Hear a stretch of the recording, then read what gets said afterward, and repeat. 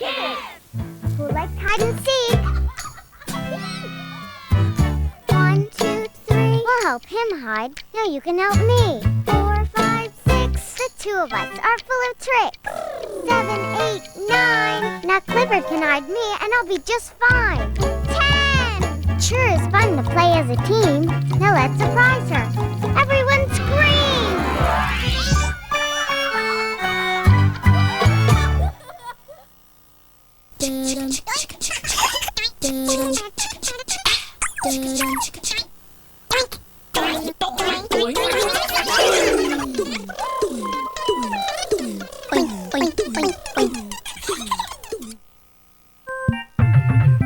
Small. Big. Bigger. Small.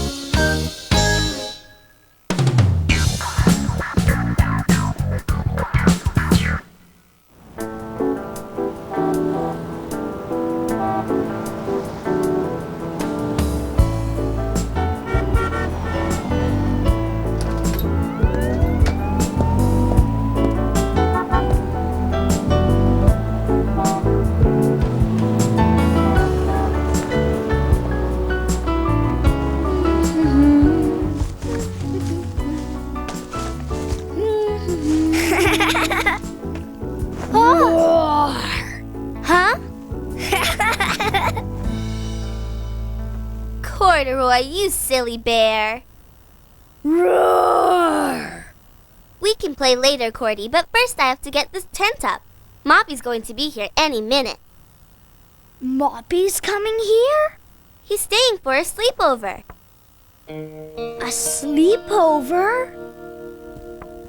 I want to have a sleepover too. Okay, you can have the bedroom.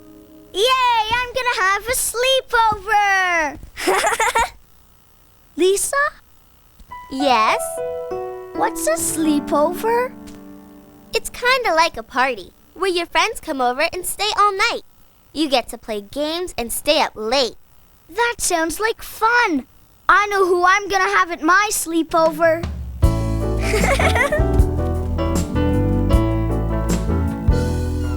Hi, Moppy. Hi.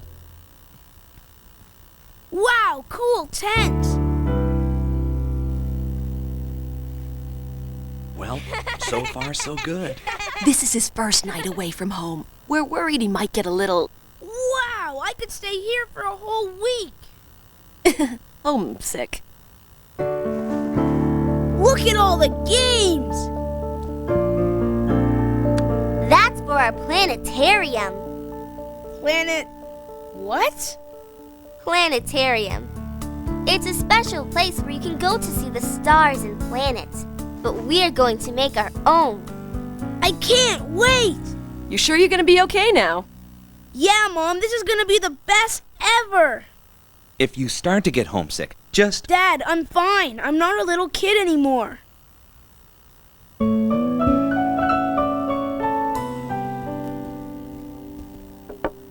Are you ready for my sleepover? Ready! We have been ready for a long time now. getting très stuffy in here. Yeah, can we come out now? Uh-huh. Are you ready for our first game?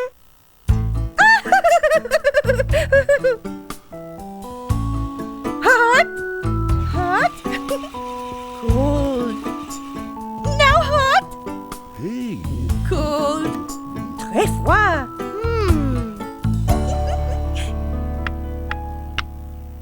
Hey, Moppy, that's 3 games in a row.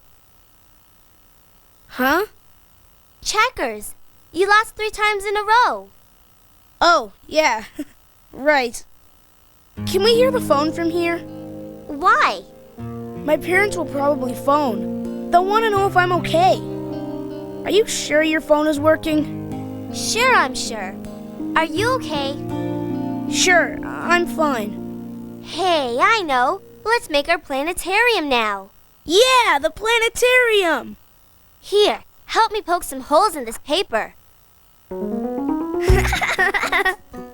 Hot, hot, hot.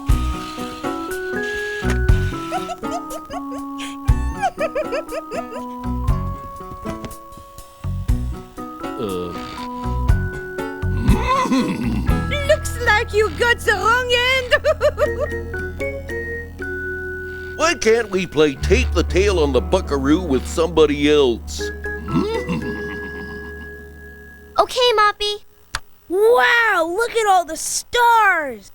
See that group of stars over there? That's Cygnus the swan. There's its body and there's its wings. Oh, yeah!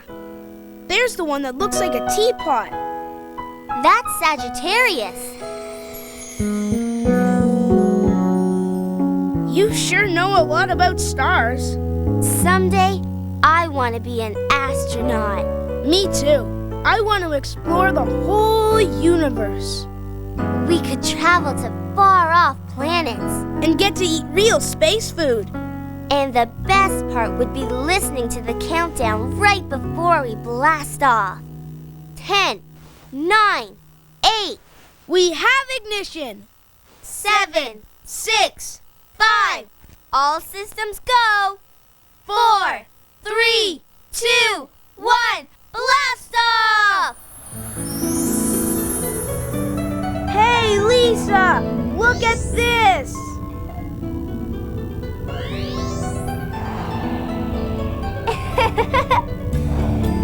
Over here, Moppy. Wow! Look at that. Isn't it great? We're getting farther away from home.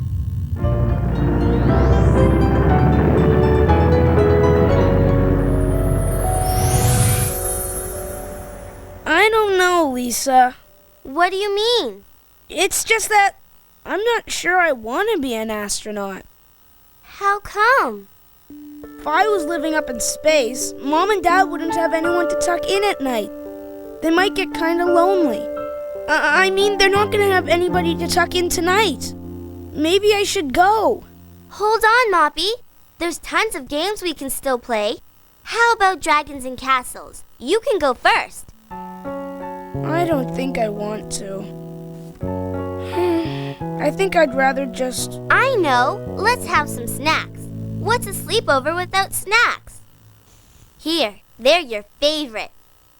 I'm not very hungry. Don't you want to stay? I thought I did, but now I want to go home. Well, okay. We can call your parents to come and get you. You're not angry? Nah, you're just not ready for a sleepover yet. Can you sing us a lullaby, Rosetta? But of course. Twinkle, twinkle, little star, how I wonder what you are. Up above the world so high, like a diamond in the sky. Twinkle, twinkle, little star, how I wonder why.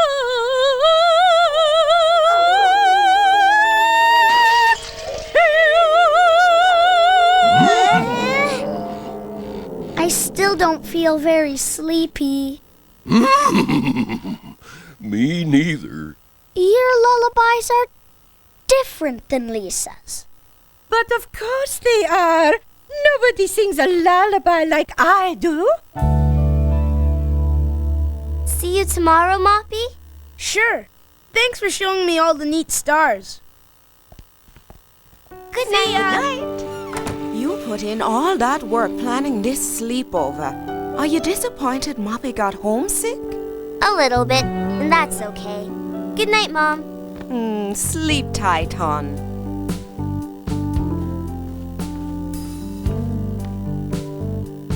On second thought, Cordy did want to have his own sleepover. Maybe I shouldn't bother him.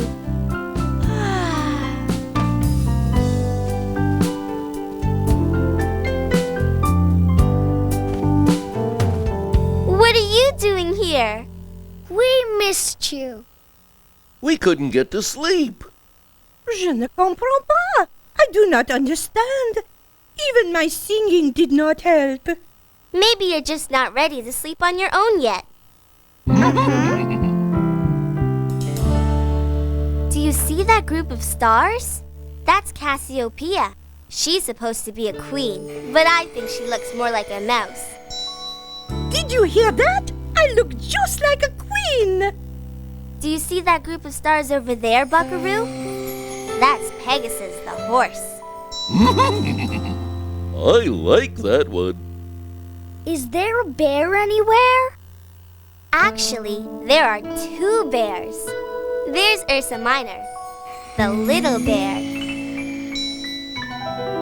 And that one over there, that's Ursa Major, the big bear. Someday I'm going to be a big bear, right, Lisa? You're already a big bear, Cordy. Good night, Lisa. Sleep tight, Cordy.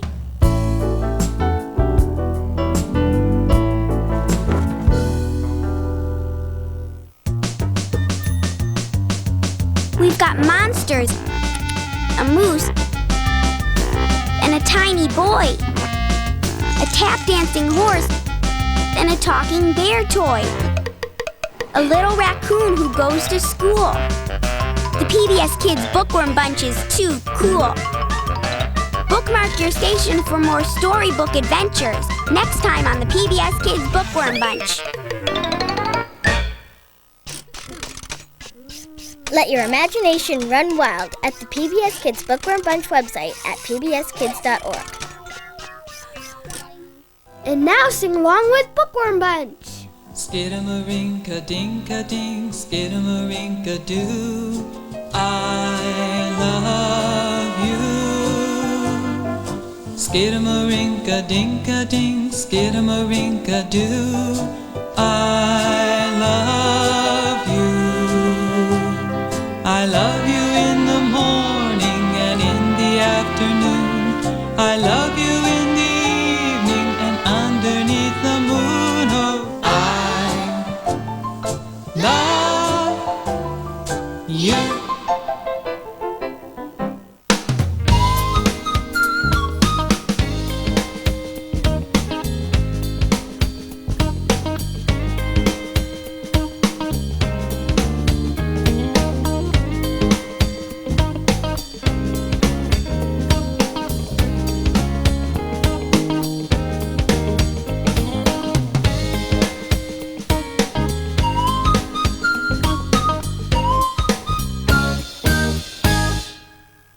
PBS Kids Bookworm Bunch is made possible in part by the support of the following. Play School. Welcome to a place of learning and imagination. A place of wonder, exploration, and fun. Isn't that what childhood is all about? Play School, a proud supporter of PBS Kids. Bookworm Bunch.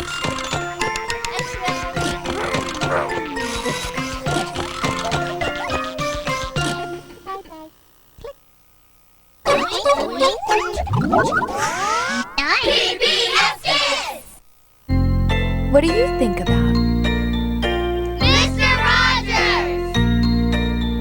PBS Kids!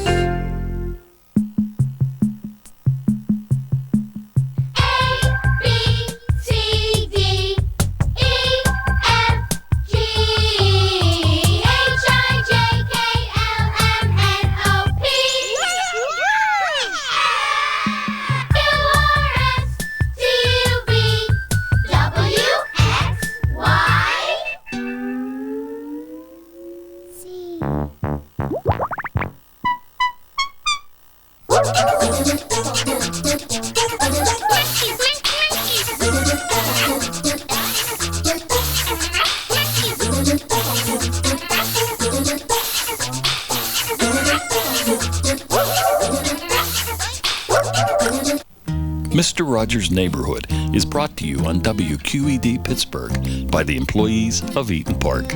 Eaton Park's the place for smiles. And by the members of WQED. The people who gave the money to make Mr. Rogers' Neighborhood are the people of this and other public television stations and the Sears Roebuck Foundation.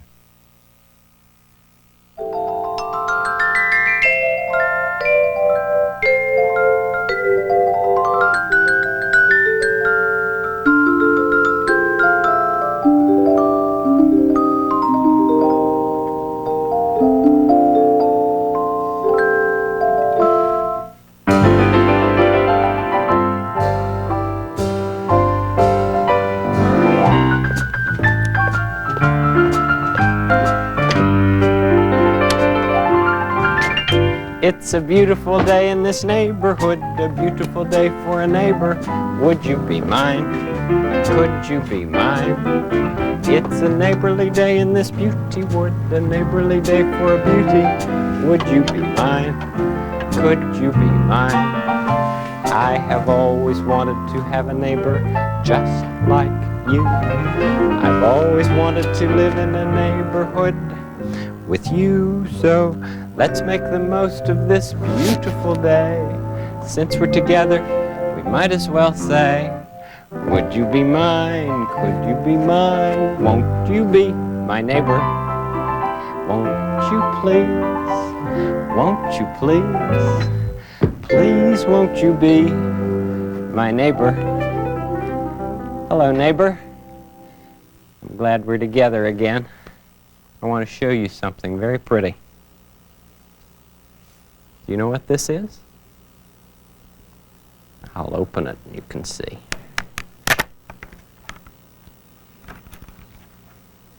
It's a fan. You know what people use fans for?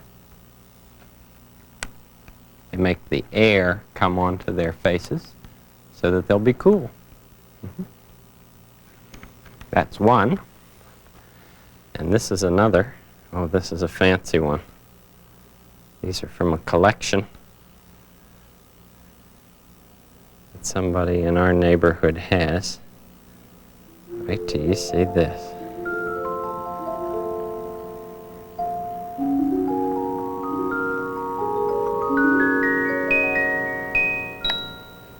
Isn't that beautiful? With those peacocks there. I think I'd like to do something in the kitchen. I have an idea. These are made out of paper. Yeah. Folded paper.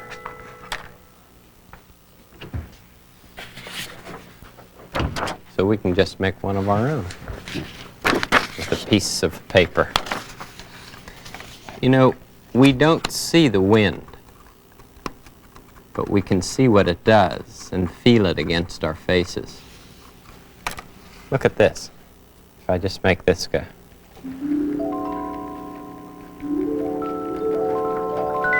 You see, we don't see it. We just see what it does.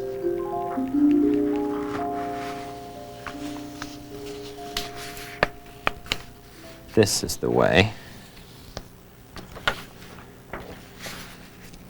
we'll make a little paper fan. Just fold it, turn it, fold it, and turn it, fold it, and turn it, fold, and turn, and fold, and turn.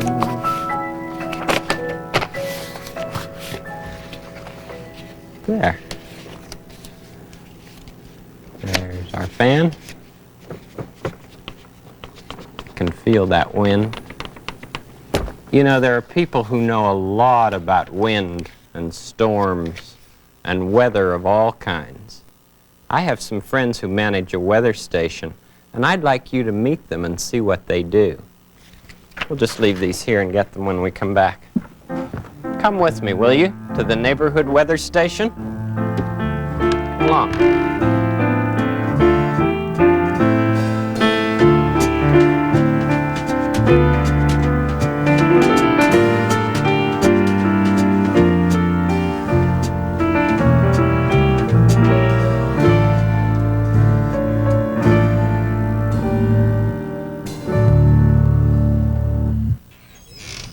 Leslie. Hi, Fred. How are you today? Good, and you? I'm fine, thank you. Is it all right to go back? Oh, sure. Go right ahead. Thank you. The Corps of Engineers will make sure that they understand that things are getting back to normal. George, I'm Hi, Fred. Fred. Good to Hi. see you. Hi, Bob. And Tori. Hello, Mr. Rogers. And you? Fred, this is Wayne Rumberg, our How do you radar do? operator. Glad to meet you, Wayne. I wanted my television neighbors to know what a weather station was like. Terrific. I'm a little busy this morning. Worst is over on the weather. We're going to be issuing a new forecast shortly, but Wayne is running the radar. Maybe he can take your round. Would you like to go downstairs and look for thunderstorms on the radar? Sure would. It's downstairs right this way. Thank you. See you all later. Okay. Fred, in addition to our radar information, we use many different maps. Here's Claude Finley, our upper airman today. How do you do, Claude? Nice I'm meeting you, Fred. Rogers. Glad to know you. He has a handful of maps. Let me see what you have here. Here's our radar summary. This is a map of the United States, a radar chart that shows all the different thunderstorms and which ways they're moving. These are the storms in these areas that are drawn in here. Boy, it looks complicated. Must take a lot of study. Yes, over a period of many years and hard work and studies, you get to know the job pretty well. And get to be in charge of upper air. Oh, yes.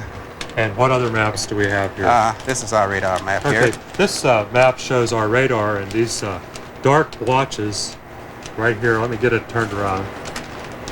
These are thunderstorms moving in from the west right in this area. I see. Let me take you over to the radar and we can get a better look. Good. Glad to meet you. Same to you. Thank you. Oh, a lot of equipment here.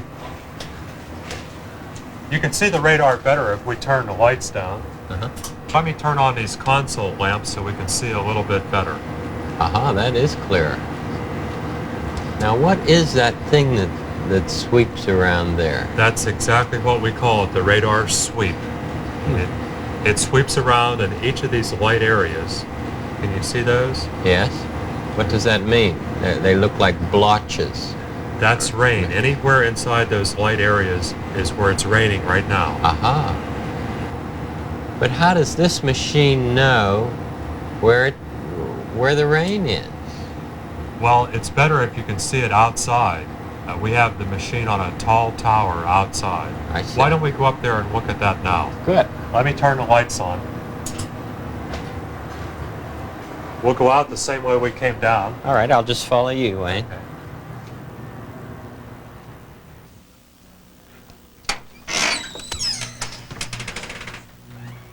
You know, Fred, our radar is so sensitive that sometimes we've actually picked up birds and flights of geese on it. Birds on the radar? Just as white blotches, just like the rain was when you saw the rain on the radar. Gee. The radar antenna itself is actually right up in that white bubble. Oh, boy, is that tall.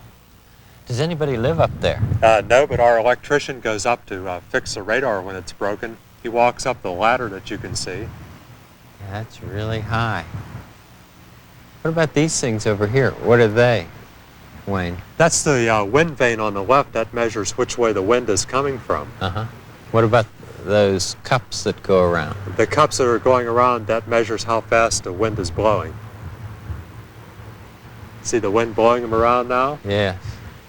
There's so many things to know about here. What about that building over there? Is that another radar place? No, that's where we let the weather balloons go.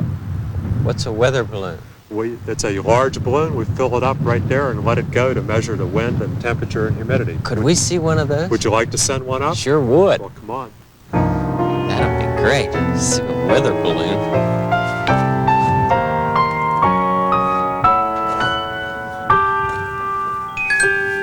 This is our inflation shelter, Fred. We fill the balloon up in here. It's a big house. That's so when the balloon stands up that it doesn't touch the ceiling. I see. Would you help me put a balloon out onto the inflation table? Sure, where is it? Right here. Just get a hold of it and we'll fold it out. You mean this is the... That's the end of it. It's very big. Huge balloon. I'll hook it onto the nozzle. What do you fill it with? We fill this with hydrogen gas. Some of the National Weather Service stations use helium. We use hydrogen here.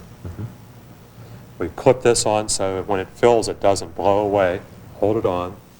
And then we just reach down and turn on the gas.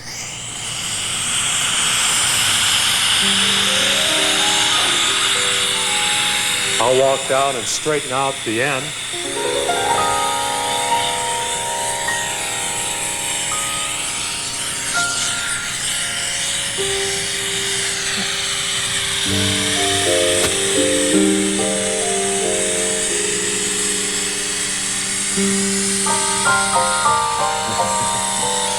Why, that's huge. It gets bigger all the time. It looks like some kind of animal. I think it's going to stand all the way up now. There it goes.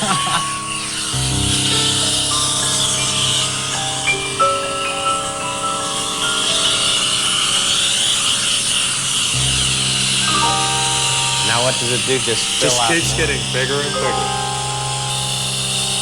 What about that? It'll take about 5 minutes or so before it fills up to where we can use it now. It's fun just to watch it do it.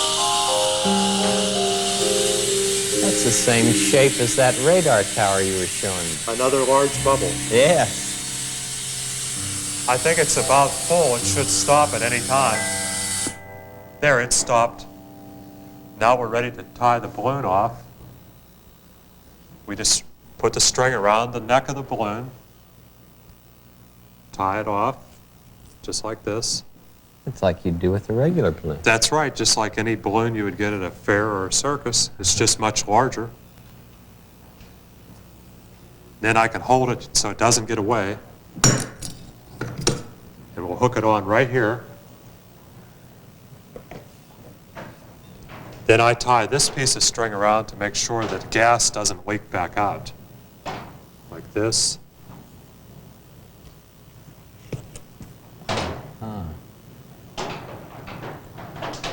You need to be very careful, don't you? Yes. Now it's ready. This string goes from the balloon down to a parachute. This parachute, of course, is all folded up, so when it goes up, it doesn't catch the wind. But when it comes back down, it'll fold out much larger. Oh. Like that. I see. Like that's the way it looks when it comes down. But what's that? What's this way? Okay, that's the instrument that we get our information back. The line goes right on down to the instrument. Up on top is a little thermometer. We have a little humidity sensor inside, and then we have all types of electronic components in here, including a pressure cell to tell us this is the pressure. So this goes up into the sky. Up into the sky. And gives you information from up there. Through a radio signal, just like the radio you get at home. Well, Close it send it up, huh?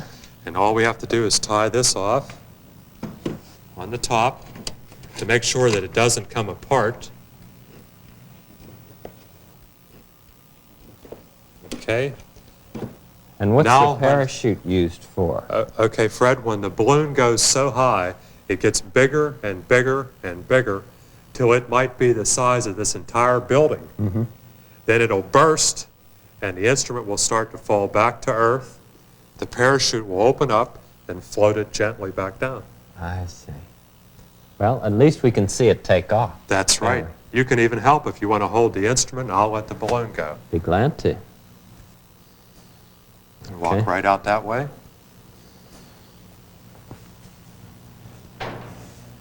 Now what you want to do is get this string real tight, so you want to go pretty far out there. All right. Just drag the parachute behind you.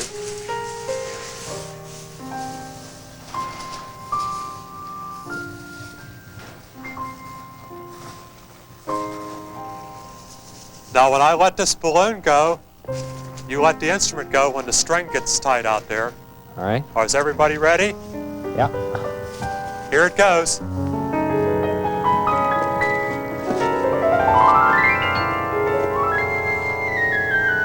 nice release. We look good. Look at that, flying off.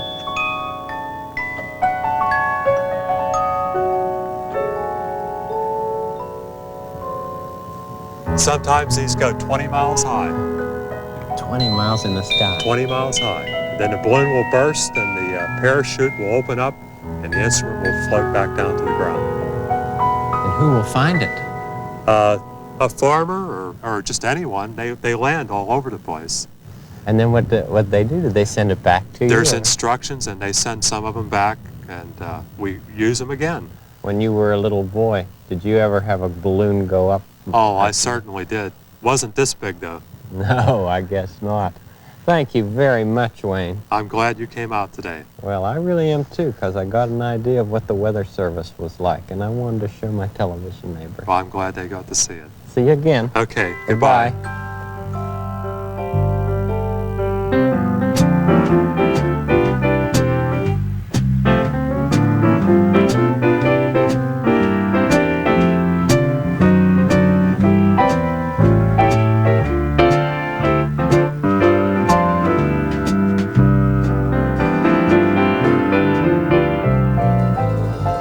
Oh, wasn't that great? I really had a good time. Did you? Well, when you or your parents see a weather report on television, you can know that the weather reporter probably checked in with a weather station like we just saw. I like to show you things. There's so much to see in the world, and so much to pretend about, too. Let's get the trolley for the neighborhood of make-believe. Right, trolley? Now let's pretend that everyone's getting ready for the Bubble Land Opera. Have you thought what a place like Bubble Land would not want to have in the way of weather?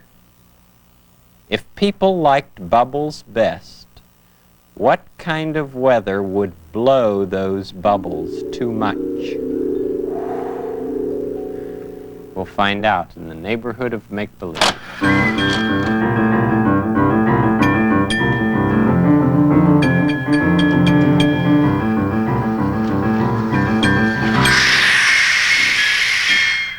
No, Trolley, I'm not a bubble. Can you guess who I am? That's right. That's what I've decided to be in the opera.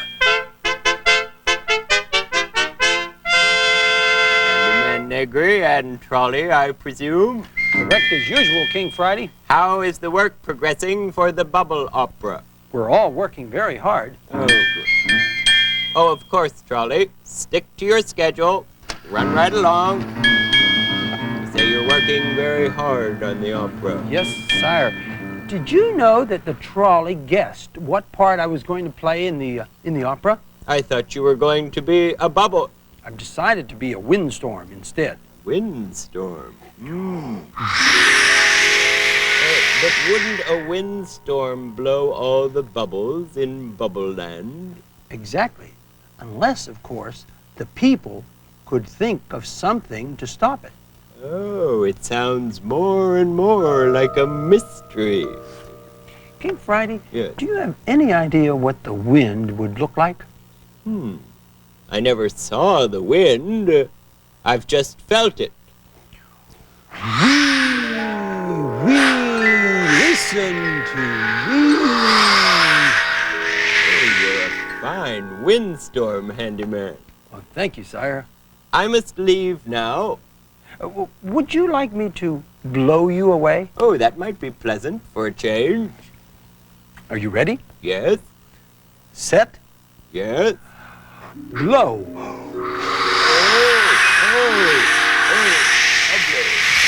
How did you do that? Oh, that's what windstorms do. Is that what you are? In the opera, yes. Oh. I think I'd rather be a windstorm in the opera. But I thought you wanted to be the hummingbird. Well, I've just changed my mind. You can be the hummingbird, and I'll be the windstorm. Elaine, wait a minute. You just can't change your mind in the I'll go get middle. the hummingbird costume now. No, don't go. Hi, Handyman. Well, do I look like a TV newscaster? Oh, I guess so. Is something the matter? Lady Elaine just decides that she wants to be the windstorm, and she would like me to be the hummingbird.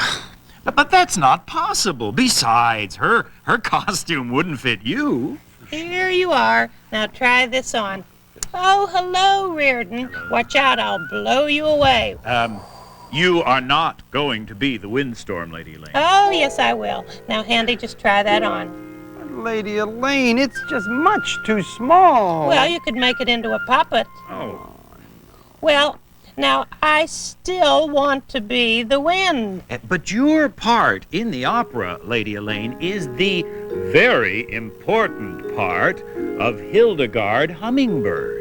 But I want to be something strong like the wind. Hildegard Hummingbird will be strong. As strong as the wind? I hope so. Give me that costume. I'll make her strong as the wind, strong as the wind.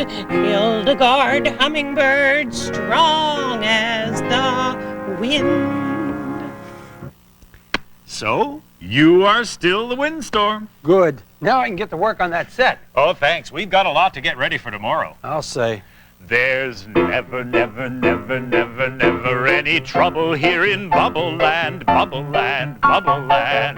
There's never, never, never, never anything but joy right here in Bubble Land, Bubble Land, Bubble Land. Reardon, do you think this will be all right for the weather map for the opera? Oh, that looks fine. And look, you even put in Bubble Land. Of course. Yes.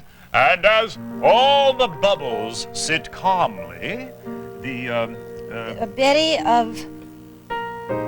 manager of the sweater factory, makes sweaters for everyone.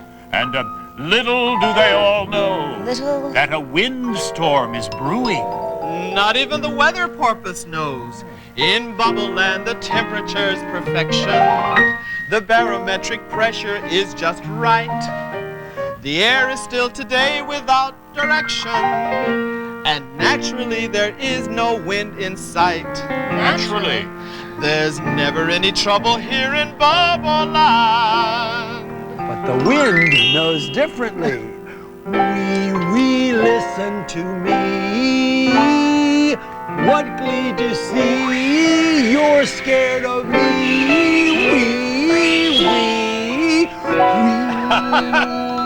That'll be perfect. We can use these fans in the background to make it seem like more and more wind. Good. But what will happen when the windstorm finally does come to Bubble Land? Well, we can announce it on Bubble Vision. Then all the people will try to help save the land. But it will be Hildegard Hummingbird who does the most. Hildegard Hummingbird, strong as the wind. Well, it looks like we'll have a lot of help. Oh, I've got a lot of sweaters to make before tomorrow. And I have to check with Miss Prolificate about her bubbles. When are we going to have a chance to practice all of the music together? We'll do that tonight. Trolley, tell everybody about the opera tomorrow. Windstorm in Bubble Land.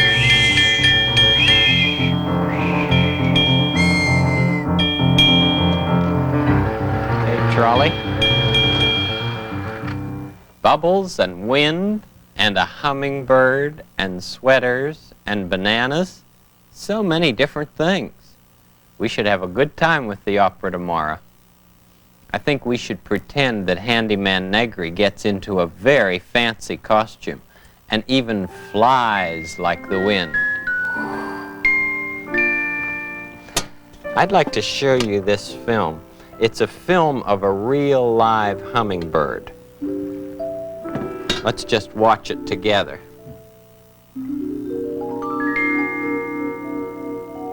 Isn't it pretty? It's one of the smallest birds in the world. It's only 4 inches long. It just weighs about as much as a nickel. It's called a hummingbird because of the humming sound that it makes. Its wings make that sound because its wings beat 60 times a second.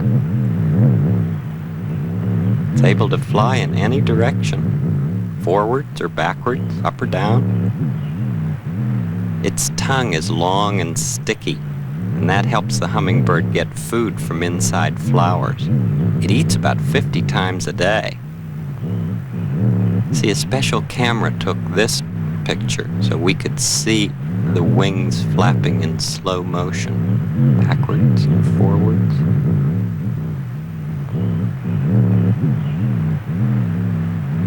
Its feathers reflect colored light, and that gives that bird brilliant colors. And they're really attracted by bright colors, and they're very curious little creatures. And very friendly creatures, too. This one's drinking some water out of someone's hand. They really do flap their wings fast, don't they? Make your arms go like the hummingbird. So the hummingbird, the smallest bird in the world, will be the one in our opera who is as strong as the wind. I was just thinking you could make 2 of these and pretend that they're wings.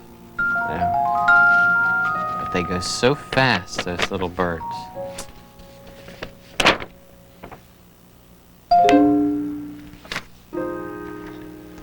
Now we better fold this one up.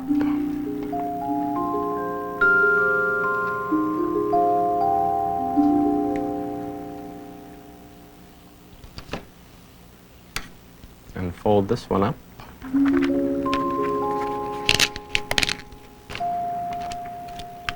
Today I came with 2 fans, and I'll be leaving with 3. But before I go, here's some food for you, fish. We have lots to look forward to tomorrow. The opera. It's such a good feeling to know you're alive. It's such a happy feeling. You're growing inside, and when you wake up ready to say, I think I'll make a snappy new day. It's such a good feeling, a very good feeling, the feeling you know that we're friends.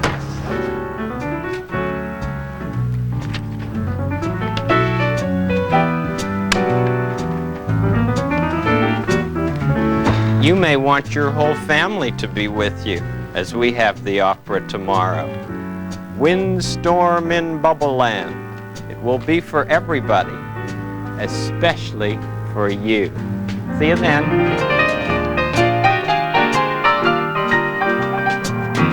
Join Zach and Annie for some amazing adventures from the Book of Virtues. Next, here on WQED 13.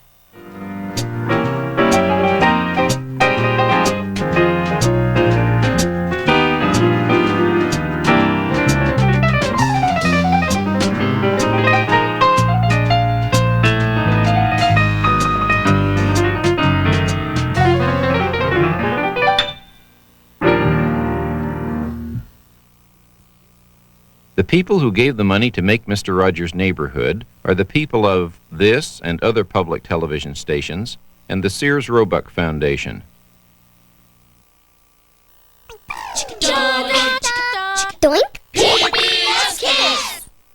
Mr. Rogers' Neighborhood is brought to you on WQED Pittsburgh by the employees of Eaton Park. Eaton Park's the place for smiles. And by the members of WQED.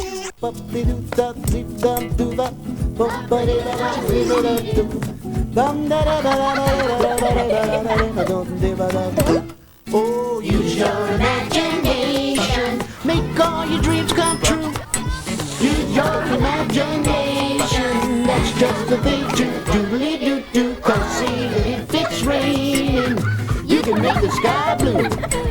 Use your imagination. PBS Kids and you.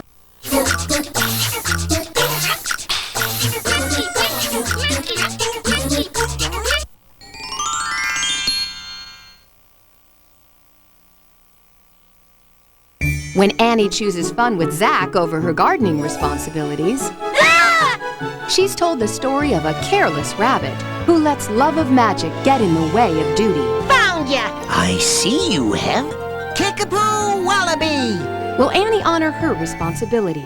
Find out on the next Adventures from the Book of Virtues is made possible by... At Cigna, we're a business of caring.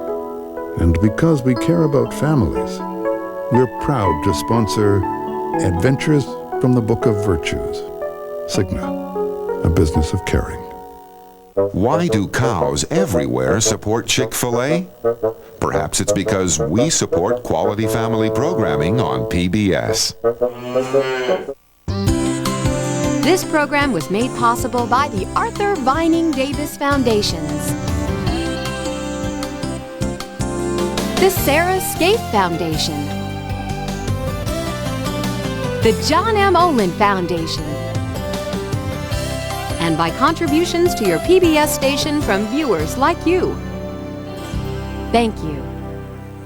Adventures from the Book of Virtues is made possible by...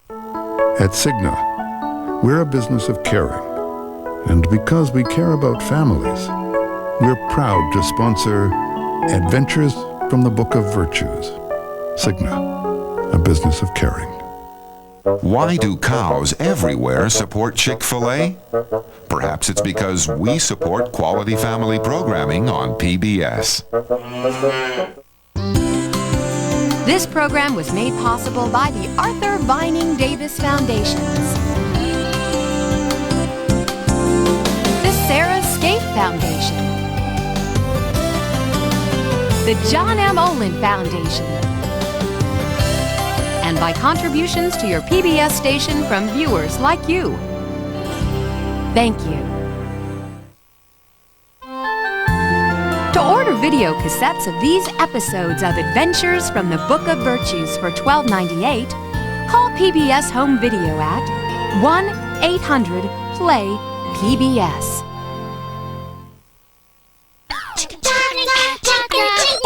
PBS Kids! Zach's love of fun and games leaves him unprepared for a big camping trip.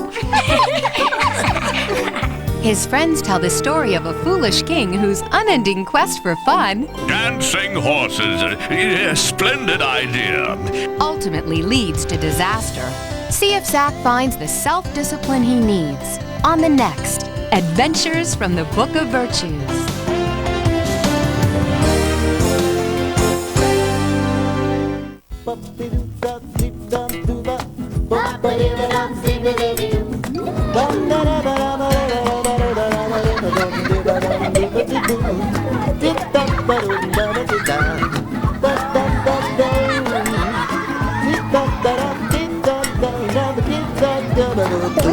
Oh, use your imagination. Think of what you can do. Use your imagination. That's just the thing to do. Cause even when it's raining, you can make the sky blue. Use your imagination. PBS Kids and you. Whoa, ba-ba-loo-ba-ba. Ooh, ba-ba-loo-ba-ba.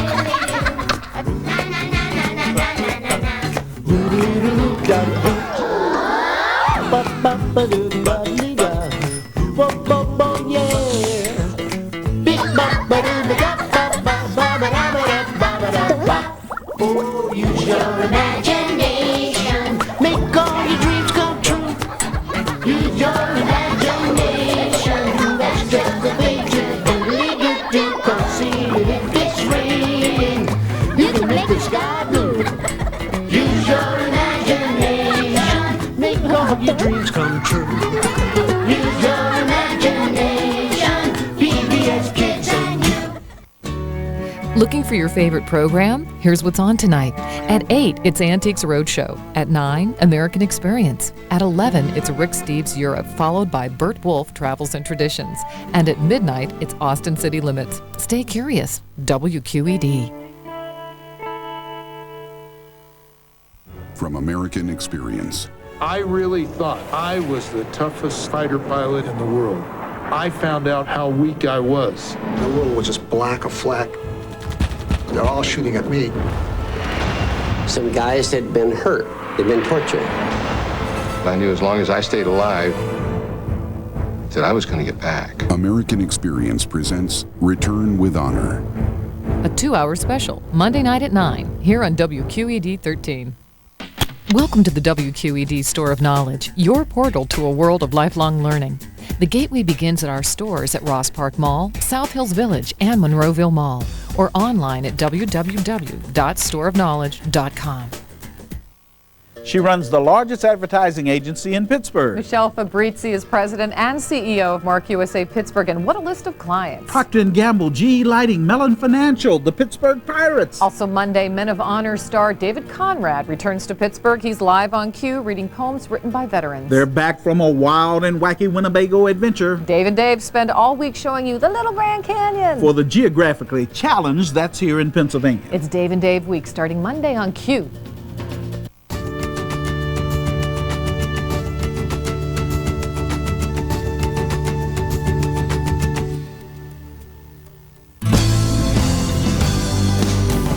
Coming up on Health Diary, new research has raised questions about the benefits of hormone replacement therapy. A woman with a strong family history of heart disease decides if HRT is right for her. And would you know if your child needed glasses? I had an eye exam, and she asked me if I could see some letters. Then she switched them to very small letters, and then I couldn't see them.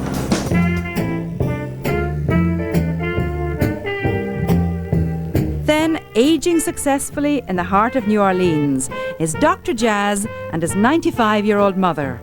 I think the key to longevity is to being active, physically, mentally, and spiritually. That's next on Health Diary.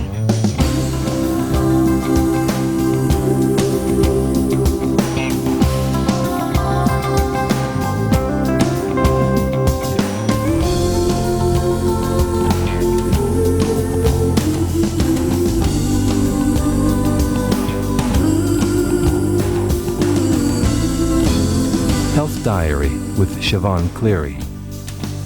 Health Diary is made possible by major funding from United Health Foundation, dedicated to improving America's health and well-being. United Health Foundation.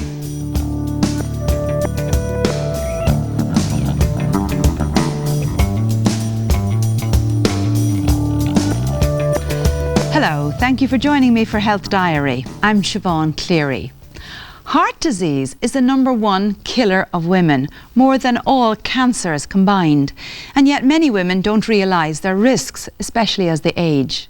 For some time now, it's been assumed that hormone replacement therapy can protect postmenopausal women from heart disease. But a recent study has raised questions about that. For the woman you're about to meet, learning her family history as she approached menopause prompted her to make some changes. I do believe that you are part of your gene pool. So those things that are working against you are working against you, and those things that you can do to lessen the risk, you take action. 52-year-old Nancy Mullen had never thought about her gene pool. That is, until a few months ago, when she started to experience the physical changes that can precede menopause.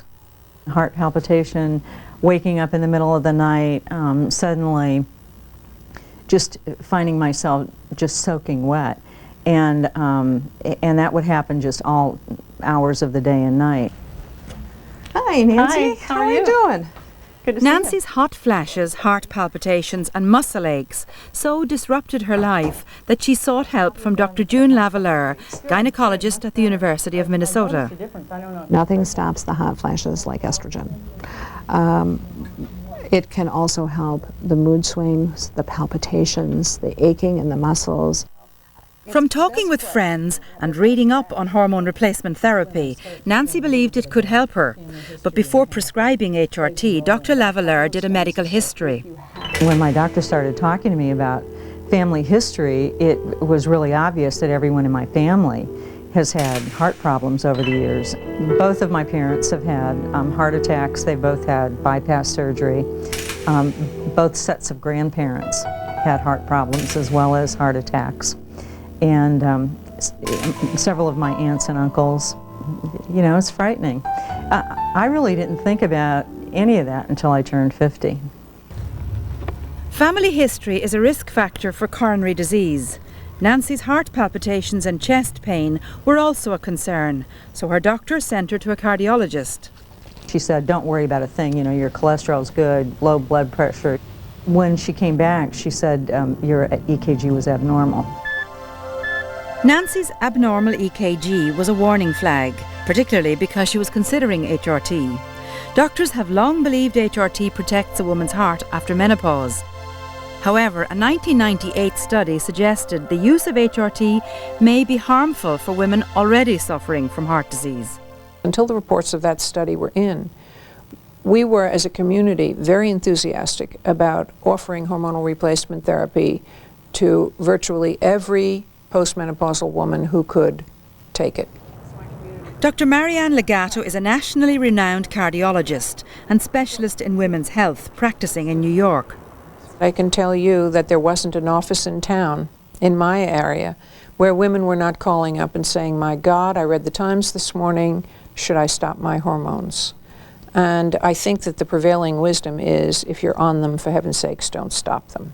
If you've done well so far, we have no data to show that they're harmful or that they cause coronary disease in women, for heaven's sake. While HRT might not cause heart disease, there are risks to consider. It could promote blood clots and may slightly increase the chances of developing breast cancer. For women facing menopause, there's a lot of talk recently, a lot of debate about the whole hormone issue. What should a woman do? It really takes a careful individual assessment before any woman should be on them. This is a great example of what I'd like to call collaboration between the woman and her physician. I think that the physician and the patient have to agree that the benefits from this, just as any other therapy, outweigh her particular set of possible risks from the therapy. After her abnormal EKG, Nancy Mullen was sent for more tests, including an angiogram and echocardiogram, which are more accurate for determining a woman's coronary health. To Nancy's great relief, these tests showed no evidence of heart disease. So Dr. Lavalleur advised Nancy that HRT would be safe. It could not only help with her perimenopausal complications, but protect her heart as well. I really wanted to do something. I mean, already having one scare, I wanted to do whatever I could to avoid it getting worse. And we chose a patch for you because Dr. Lavalleur started Nancy on the estrogen patch, which will help keep her cholesterol low by bypassing her liver. Eventually, progestin will be added to her regimen. Come on, Cal. But now, only 2 weeks after beginning estrogen, she's already experienced relief from her symptoms. I noticed that they began getting less and less, and now it's just a very infrequent experience. And especially, I'm sleeping much better, and I feel much more comfortable in general. My body aches and that kind of thing seem to be going away. While taking hormones for the short term may help with physical discomfort, they alone are not enough to protect Nancy's heart. Her doctor advised lifestyle changes as well, including a healthier diet and regular exercise. And I'm hoping that I'm on the right track and that it's not too late, and I feel confident that whatever you do is a good thing, regardless of when you start it. So we'll just go for a little bit and see how you feel. Nancy joined a health club where she works with a personal trainer on a program to improve her cardiovascular health. She's also decided to address another risk factor for heart disease, unmanaged stress. She recently downsized her job responsibilities to allow more time for family. I have a very stressful job, and I have 2 children with a chronic illness. They both have cystic fibrosis, and my youngest daughter just had a liver transplant 6 months ago, and my oldest daughter was just recently diagnosed with thyroid cancer. It was important to be able to have the kind of stamina to go through those stressful times. And so you can't control those emotional things that happen in your life, but you can control those things in your life, such as your diet and your exercise and seeing the right doctor and taking the medication. And like a lot of parents, I had put all of that on the back burner for a long time and suddenly realized that it was just real important that I get my act together. For Nancy, hormone replacement has just been one part of taking charge of her health to avoid heart problems and live a long life. When I look at my friends and my female relatives and acquaintances, especially those who are older than me, I just think of them as beautiful. I just think of them as having so much character and having so many life experiences and so many interesting things about them, and I want to be part of that group, and I have to stay healthy to do it. A major long-term study by the Women's Health Initiative is currently underway, looking specifically at HRT. They're following women over 8 to 12 years, so that should bring some very useful results. Now, if you're currently facing menopause, the best thing you can do is educate yourself about your own family history and also about the latest information on hormone replacement therapy before seeing your doctor.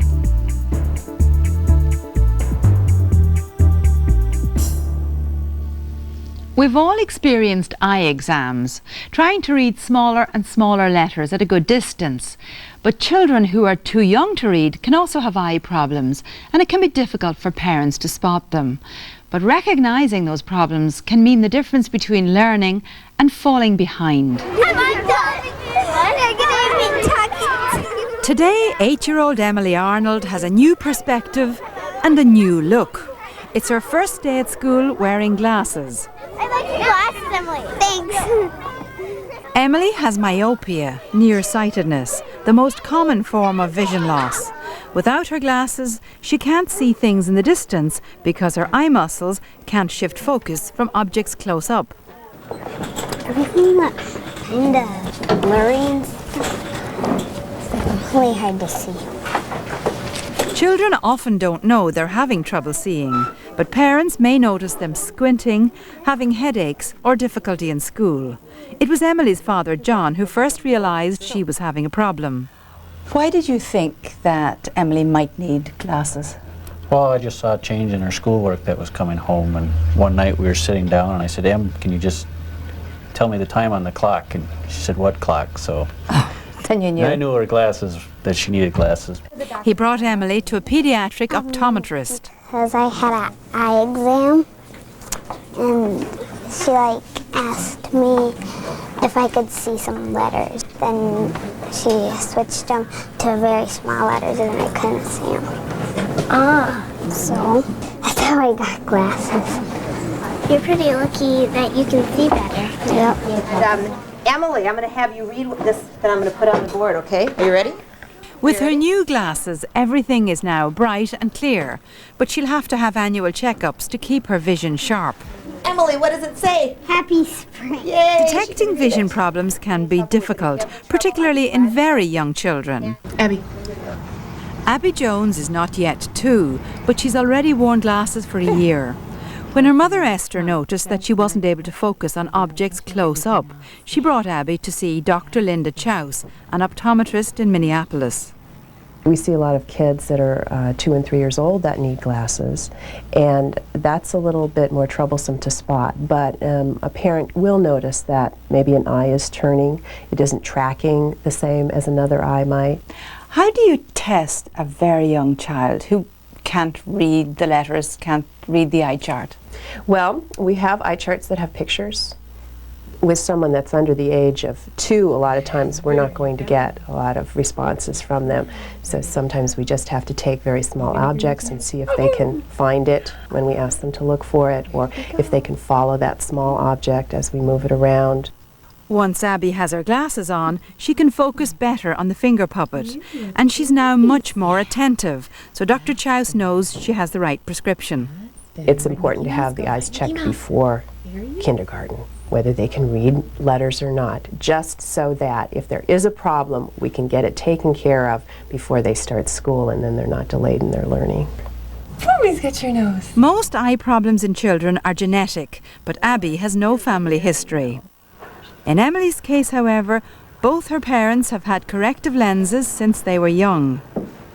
There's no way to prevent myopia or to predict how a child's vision will change over time. But there are a few simple things parents can do to reduce eye strain and headaches caused by eye fatigue. Look at lighting. A lot of times kids do their homework at the kitchen table or someplace where maybe the lighting isn't as optimum as it should be. You need to look at posture. The child's all slumped over onto the table. You're going to have more of a problem, with stamina level and eye alignment. And just like if you're going to go out and you're going to play tennis for an hour, muscles are going to get tired. The same happens with the eyes. Does it feel weird? Yeah. Do you think people are going to tease you? Already one person did. In my dance class. Did you tell her, it hurt your feelings or anything? I just told her she might have to get glasses someday too. Children feel that maybe it's something they did wrong, and that's one thing that we try to assure them that it isn't anything. It's just like their feet are growing, their legs are growing, everything's changing, their eyes are changing too. Emily seems to be adjusting well to her new look. I like them. I think they're really cute. I like it better when you have glasses. I like your glasses because they make you look smarter. Many parents worry about the effects of sitting for long hours in front of a television or a computer. Well, this won't damage the eyesight, but it can cause fatigue and headaches. So it's a good idea to take a rest every 20 minutes or so. Next, another in our series on successful aging. In New Orleans, we meet a cornet-playing coroner and his piano-playing partner, whose relationship to music is anything but ordinary.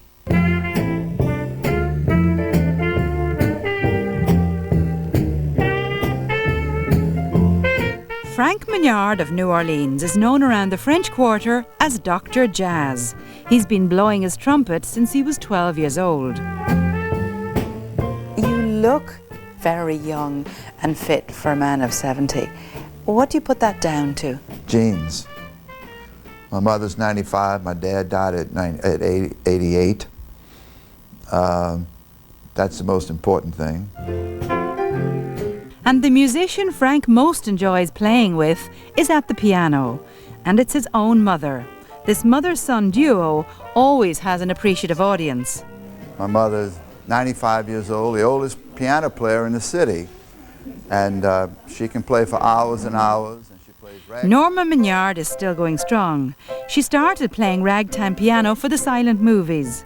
She now plays every day for the residents of Maison Hospitalier, where she lives. She's just been an inspiration to me, and we're very close. She is a great piano player. She brings a lot of joy and happiness into people's lives, and she always asks me, why doesn't God take me? And I said, well, His purpose for you is to bring happiness into these old ladies who live here with you. We have a need to contribute to society. Dr. Edward Cregan of the Mayo Clinic. We were not designed to live like monks and hermits. It was the tribe that survived, not the individual.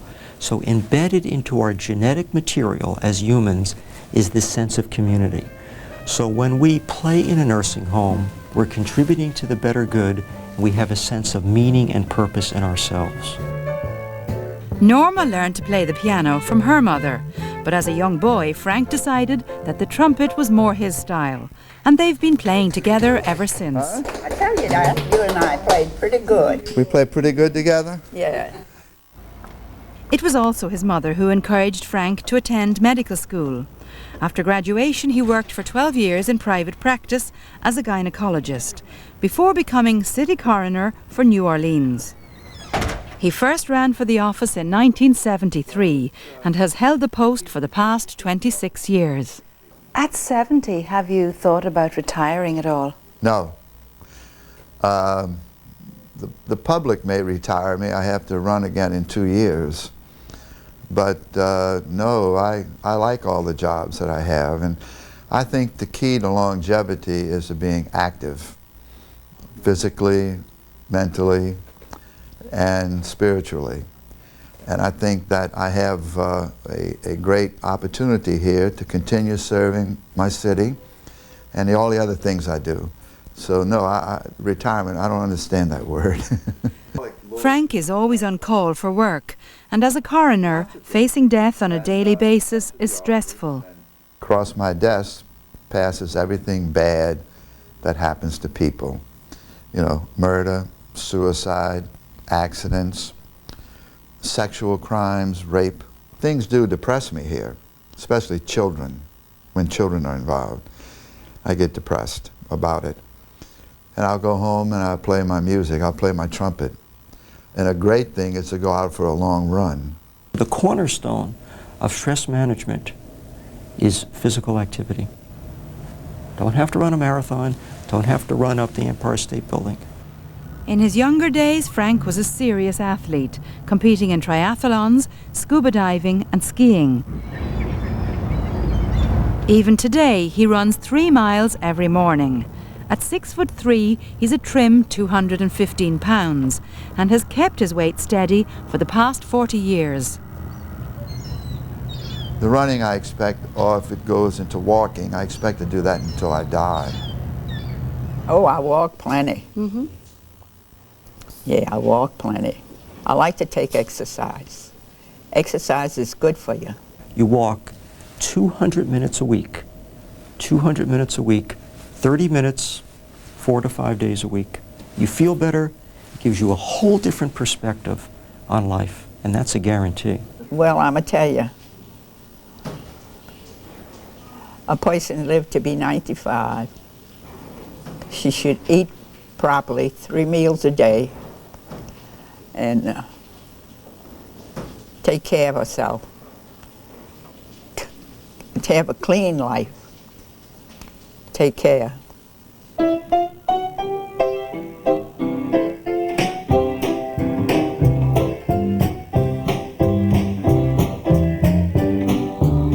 Do you picture yourself at the age of 95 like your mother is now? A few years ago, I couldn't picture what I'd be doing at 70. Well, here I am. But as far as being like my mother, I have no idea what it would be like. That's part of the joy of growing old. It's all new, and it's a surprise. Now, folks, this is the end of my story. Mr. Bartender, pass me another bottle of Dixie beer, only in New Orleans. And if you ever want me to tell you, you tell them I've got the St. James Infirmary blues.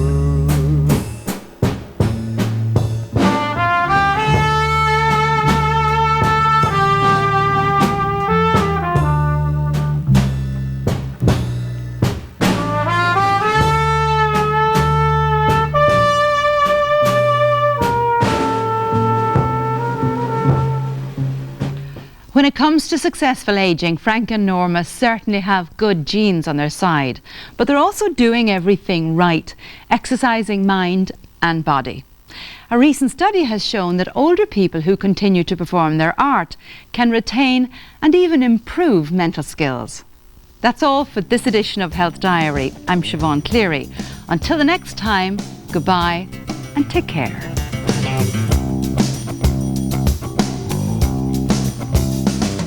Health Diary is made possible by major funding from United Health Foundation. Dedicated to improving America's health and well-being. United Health Foundation. For more information, visit our website at healthdiary.com. You can write to us with comments or suggestions, or email us at healthdiary@tpt.org.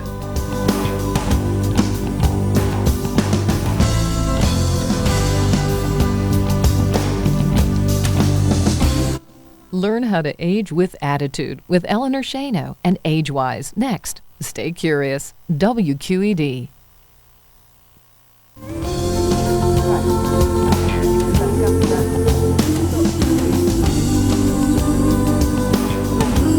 Come on, Kel.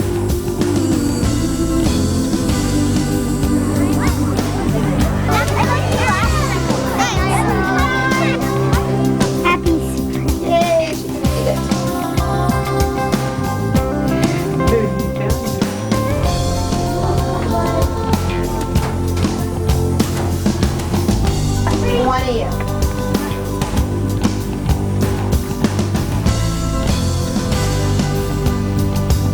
You know Bill Bailey, man? Won't you come home, Bill Bailey? Won't you come home? Come home, Bill Bailey. Come home.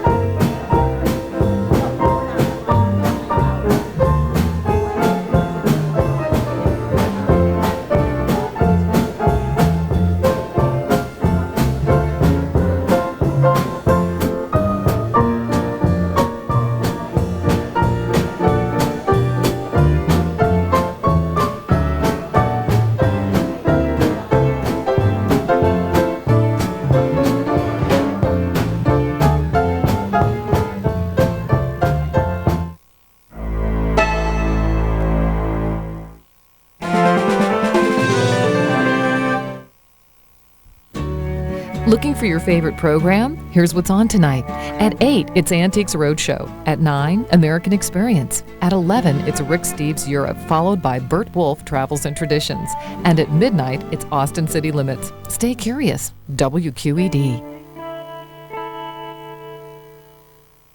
From American Experience. I really thought I was the toughest fighter pilot in the world. I found out how weak I was. The world was just black, a flag. They're all shooting at me. Some guys had been hurt. They'd been tortured. I knew as long as I stayed alive that I was going to get back. American Experience presents Return with Honor. A 2-hour special, Monday night at 9, here on WQED 13.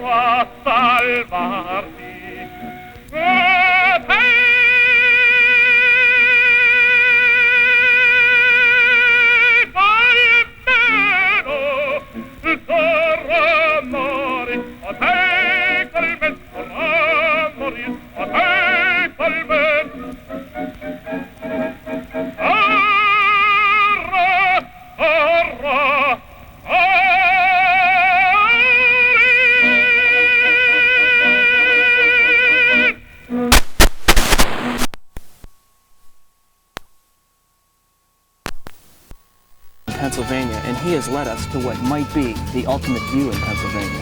Yeah, but if you want to see it for yourself, you're going to have to tune in tomorrow night. This is part of Dave and Dave's Excellent Road Trip. 7:30 on Q.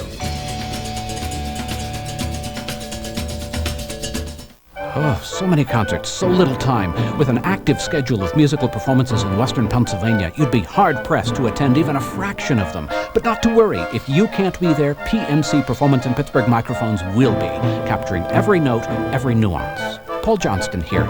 Join me Sunday afternoons at 5 and Thursday evenings at 10 for PNC Performance in Pittsburgh. Underwritten by PNC Bank Foundation, heard exclusively on WQED-FM and WQEJ. It wasn't supposed to be there. Its value was strictly historic. The payment for us is solving the mystery. So what drove them beyond their own limits? We had a fatality. Nova plunges into the undersea enigma of Hitler's lost son. A 2-hour special, Tuesday night at 8, here on WQED 13. Local programming on WQED is made possible in part by the Pittsburgh Foundation, the Henry L. Hillman Foundation, the R.K. Mellon Foundation, the H.J. Heinz Company Foundation, the Everly Family Programming Endowment, and by members like you. Hi, I'm Chris Moore. Please join us for a special rebroadcast of one of Black Horizon's most requested programs, Vietnam Vets. A guy knock on my door in dress blues, Marine Corps. Hand me these orders telling me to be down at the federal building like 2, 3 o'clock in the morning. I asked my dad, I said, hey, Dad, what do you think I should do? He said, you better get packed. Watch Vietnam Vets Thursday, November 16th at 10 p.m. here on WQED 13.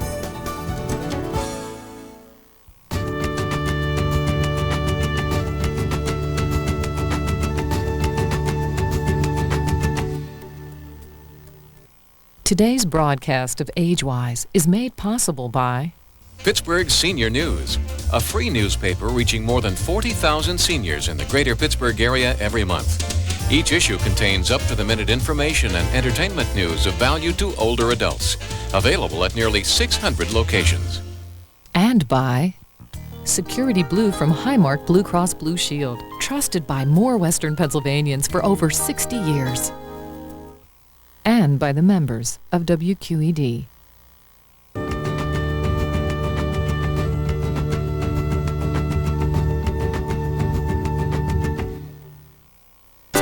I'm Eleanor Shino, and coming up, the sultry, sexy star of stage and screen, actress Kathleen Turner, plus a fabulous recipe for chocolate biscotti, straight from Bologna, Italy. All that and more next on AgeWise.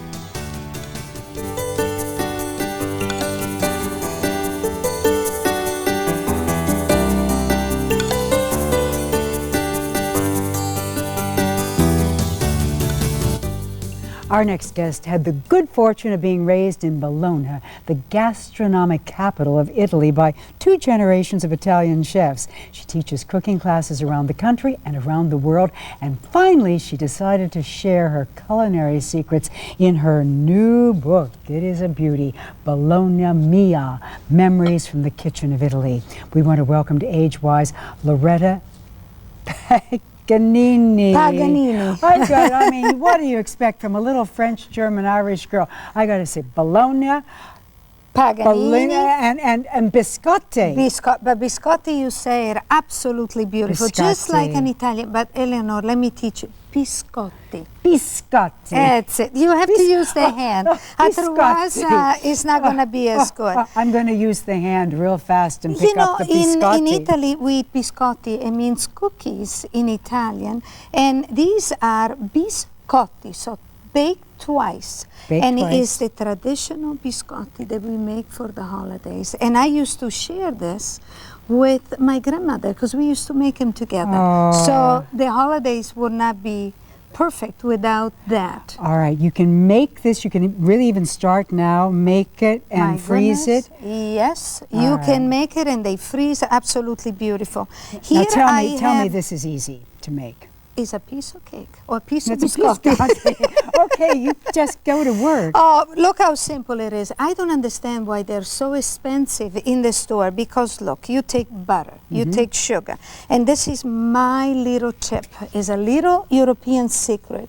You use vanilla sugar that you can find it in the Italian imported store or many times even the grocery store. 2 of my favorite It smells things in the great. world. Vanilla and sugar, and you can buy this in an Italian store. Absolutely. And we are making today biscotti alla cioccolata. Everybody loves chocolate, so how can the two cannot be bad, right? If you mix them together. So with my butter, sugar, and the vanilla, I'm gonna add 2 egg yolks that I put in here some espresso, and I'm gonna add it to it just like this. And you know, with biscotti, you don't need any fancy machine or anything. You just use your hand and a little bit of elbow grease, and that's all you need. My little tip is sift your flour with your cocoa so it will incorporate better, just like I have over here. And you put it right in there, like that. And what we're going to do, we are going to mix away the two until it's incorporated into a somewhat batter, like that. You see how it's coming together? Now, when you buy butter, Eleanor, what kind of butter do you buy? You mean, how do I buy it, in the tub or in the... No. What kind? See, this was going to be a tricky question. You didn't even know that. No, you know, they sell it salted and unsalted. I only buy the salted. And see, I like the unsalted because I like to be in control of my salt. So when I buy, especially for baking, I buy the unsalted, keep it in my freezer. That way it stays nice and fresh. You see how the batter is all coming nicely together, like that? And here I have my nuts, and I'm going to have you put them right in while I'm mixing away. And Can I do keep this way? Absolutely. Okay. And I'm actually keeping my nuts in my freezer as well. That way they stay fresh. Now that's one thing I do know how to do, is keep my nuts in the freezer. In the freezer. That really keeps them nice. Okay, and these are... Those are almonds. And over there you have my favorite. Those are hazelnuts. Beautiful. Let's put a little hazelnuts too. Hazelnuts, okay. Just like and that. And you can kind of decide how nutty you want to make it, right? You know, when I was a young girl, I used to toast the nuts in the oven. Now I do it right on top of the stove because, to me, I forget when I put things in the oven. You know, I have more important things on my mind, so I'm going to take a spatula. So when you do them on top of the stove, you just put them in a little just skillet? a frying pan. Put the nuts in there, no oil. They have enough oil on their own, and then I do it. Have you seen this one? This is called a sill pad. A sill pad is the latest thing for baking because it doesn't allow anything to stick. You do not have to spend a lot of time cleaning your cookie sheet, and it wipes clean. So you get to use it over and over. Now, for the chocolate biscotti, I'm using cocoa. If I was using just regular biscotti, I will use a little bit of flour. But you see, I'm making a nice log, and I need to flatten it out. Oh, I love the smell of cocoa. Don't you? Can you smell it there? Now, remember, biscotti, twice bake. So what we're going to do, we are going to bake it once at 350 for about 20 minutes. We're going to take them out, and look, this is what we have right over here. And this is the before and this is the after. Loretta, this is beautiful. Now, how do you know when your dough is just right? Right. You don't want to overwork it, because if you overwork it, it's going to puff up and then deflate. So you just want it for a cookie just until they're barely together, like here. Now, this they came out of the oven, and then what you must do, you must cut them. Like that, you know, this is the typical. And here is where the secret is for good biscotti. When you buy it in the store, you take a bite out of biscotti and you lose a tooth, right? And the reason is when they bake it the second time, they bake it too long. Let it go for only about 5 or 10 minutes, and that way you are ensured that you have a perfect biscotto. And then here is a wonderful tip. This I found in the grocery store to make. You can melt your own chocolate, but look how simple this is. This is white chocolate, and you just sprinkle it on the top. Life is getting easier, isn't it wonderful? Look, and you can look like a very fancy cook in little and no time. Isn't that easy? All right, now can you freeze this with the little syrup on the top? I would rather that you do that don't. at the last minute. You know, just freeze them. Let's you know, get and a then shot of this decorate them. wonderful finished. And if I spill these, you're going to be in big trouble. I'm going to be in big trouble with the crew, because they look at that. But in Bologna, we love this, and there's some great recipe in my book for more biscotti. The book, and also a videotape. That is to learn how to make pasta. So the two pleasures of life. Talk about comfort food. Tell me, do Italians dunk? Because see, the Irish in me would always take that. Nobody and dunk can it. listen to us, right? No, Let me tell you that dunking, and we like to dunk in Vin Santo. It's called holy wine because it's such a wine. His sweet wine is great. It's great. That sounds sinful. That sounds. But it's good. It's absolutely very good. sinful. Oh, Loretta, what a genius you are! If you want this recipe, send a self-addressed stamped envelope to. Let's say it together. Biscotti. In care of Age-Wise, WQED TV, 4802 5th Avenue, Pittsburgh 152. 13. And if you're ever in Cleveland, just stop by at the cooking school. At the cooking sure, school. We always have okay? biscotti. Well, we're going to import you from Cleveland very soon again. Thank you so Thank you, much. Leonora. It was a pleasure. Okay. Well, we'll be right back in a minute. May have need a biscotti first.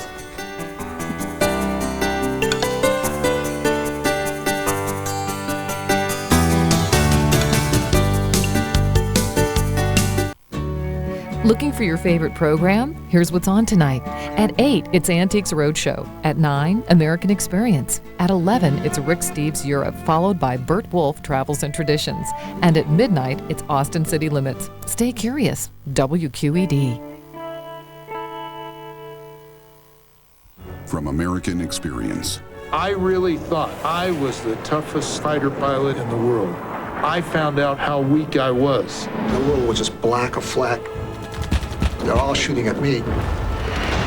Some guys had been hurt. They'd been tortured. I knew as long as I stayed alive that I was going to get back. American Experience presents Return with Honor. A 2-hour special, Monday night at 9, here on WQED 13.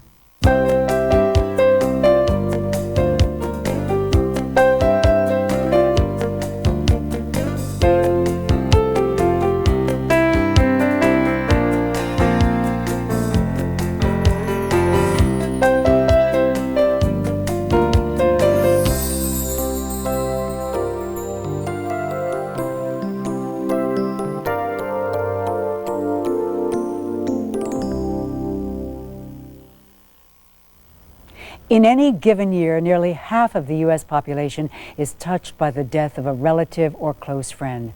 For most people, talking about death is a new experience and an uncomfortable one. Well, last month, PBS and WQED TV aired a 4-part series on our own terms. It was dealing with end-of-life issues. Let's take a look. We will all die, but how we die, what happens before we die, is under our control. Fentanyl, 400 micrograms. We'll do it to the best we can for as long as we can. I'm not afraid of dying. I don't want to die anytime soon, but I'm not afraid of it. Have you had enough breakfast? How we come to the end of life now is different. It takes different answers, new solutions.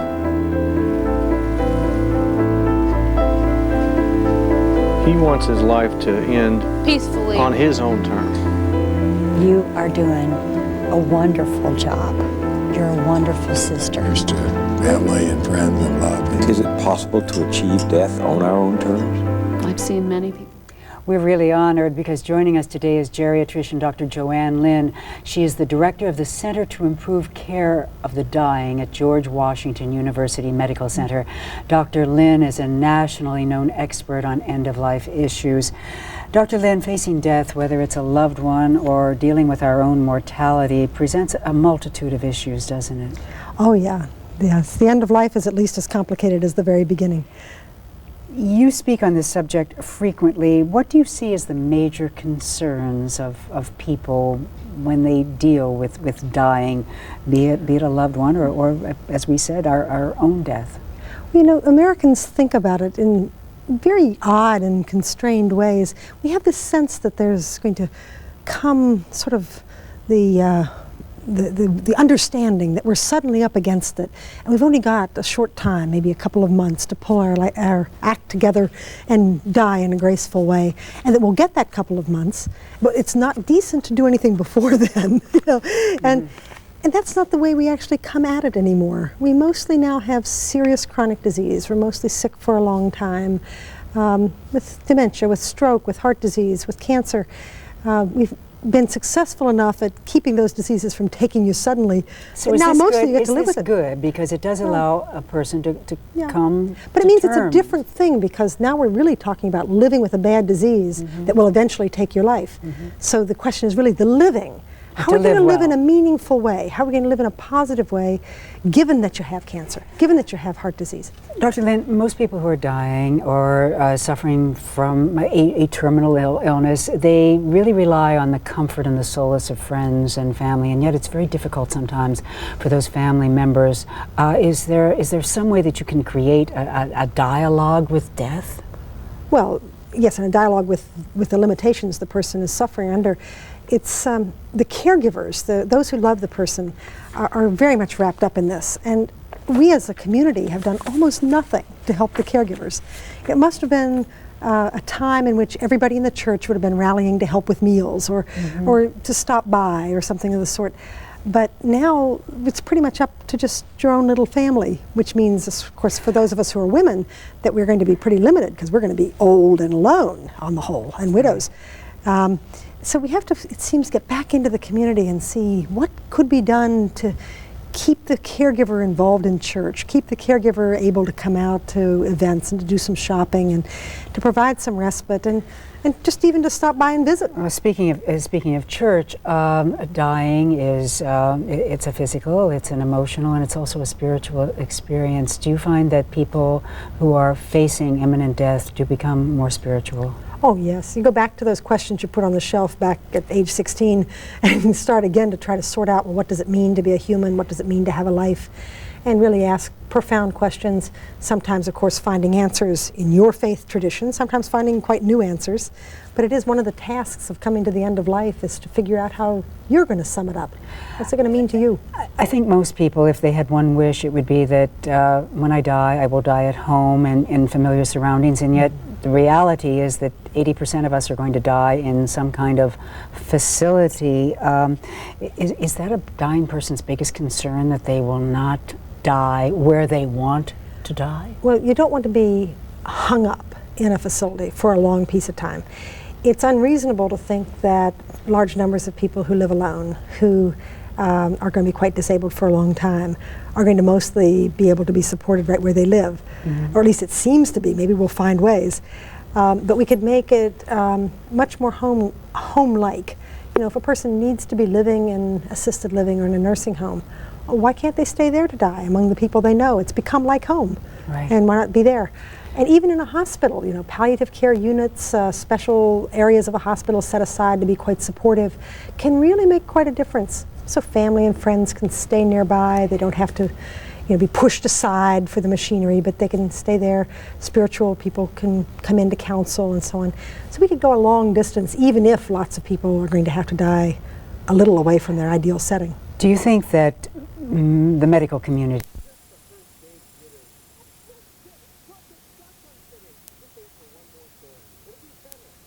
trust me? Let me out! It's just a car. They think we're cops. Nothing personal.